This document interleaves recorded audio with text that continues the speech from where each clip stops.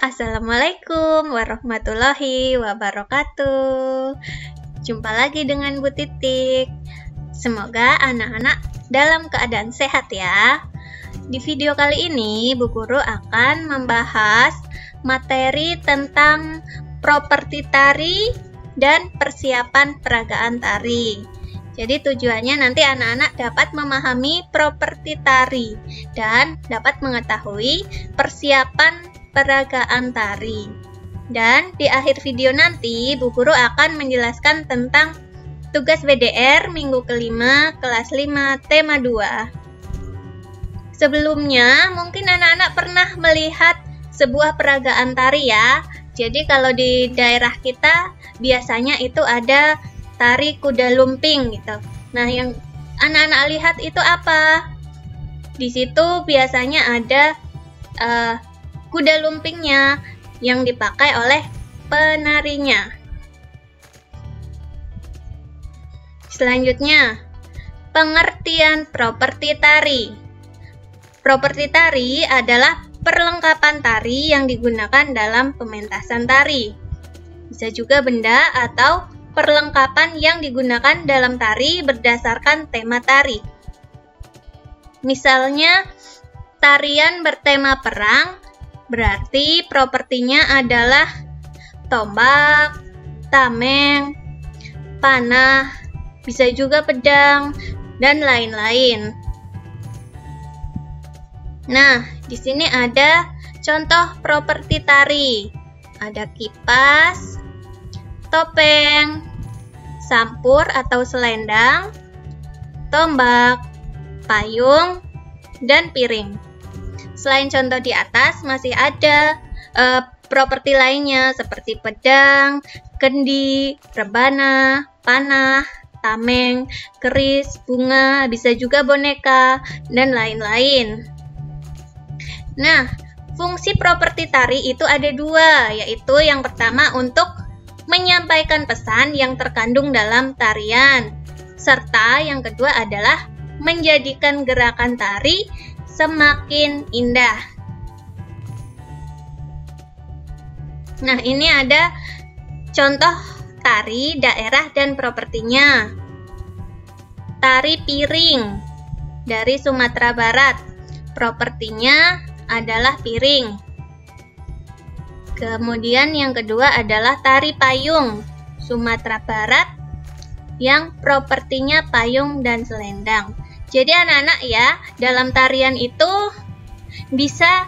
propertinya bisa satu seperti tari piring ini, dan bisa juga lebih dari satu. Seperti tari payung ini ada payung dan selendang. Kemudian contoh tari selanjutnya ada tari Ranggu Ayak dari Jambi. Propertinya berupa rebana dan selendang. Kemudian ada tari Klono Topeng berasal dari Cirebon, Jawa Barat. Propertinya berupa topeng dan selendang. Contoh selanjutnya, tari Serimpi dari Jawa Tengah. Propertinya adalah selendang. Dan tari Janger dari Bali yang propertinya ada kipas dan ada juga selendang. Selanjutnya, unsur-unsur persiapan peragaan tari.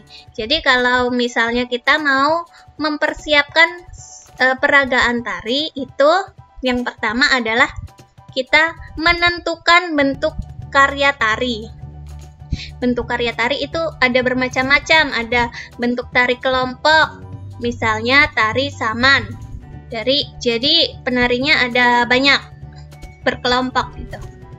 Kemudian ada bentuk tari berpasangan, contohnya Sampang 12 dari Sumatera Utara. Jadi tari berpasangan itu 2 orang. Bisa juga kelipatannya, berarti 4, 6, dan seterusnya. Kemudian bentuk tari tunggal, contohnya tari Serimpi dari Jawa Tengah. Kemudian yang kedua adalah memilih karya tari. Pemilihan karya tari harus disesuaikan dengan bentuk tari. Sebagai contoh, jika bentuk tari yang dipilih tari berpasangan, pilihlah karya tari berpasangan seperti sampang 12, tari payung, dan sebagainya. Kemudian yang ketiga adalah menentukan jumlah penari. Jumlah penari disesuaikan dengan bentuk dan karya tari yang dipilih. Jika karya tari yang dipilih berpasangan, jumlah penarinya 2 orang atau kelipatannya. Tadi ya, bisa 4, 6, 8, dan seterusnya.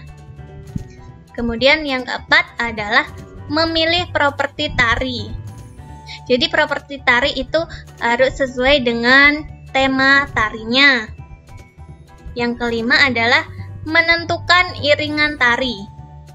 Bisa kita menggunakan pita kaset, atau CD, atau flash disk, dan lain-lain. Kemudian yang keenam, memilih busana tari. Busana tari harus sesuai dengan tema tari. Bu Guru beri contoh. Ini contoh unsur persiapan peragaan tari, yaitu tari serampang 12. Kita akan menggunakan iringan tari dari rekaman alat musik tradisional Melayu.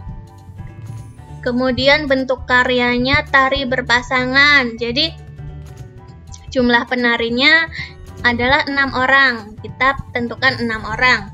Kemudian busana tari, baju adat Melayu. Yang kedua, kain dari pinggang hingga lutut. Yang ketiga, hiasan kepala. Dan yang keempat, penutup dada. Dan properti tarinya adalah sapu tangan. Nah, setelah Bu Guru jelaskan tentang properti tari, tugas untuk anak-anak hari Jumat adalah nanti anak-anak coba menuliskan 3 nama tarian yang pernah kalian lihat atau kalian ketahui beserta dengan properti yang digunakan. Demikian, bila ada yang kurang jelas, boleh ditanyakan di grup WhatsApp. Anak-anak jangan lupa untuk selalu menerapkan protokol kesehatan. Assalamualaikum warahmatullahi wabarakatuh.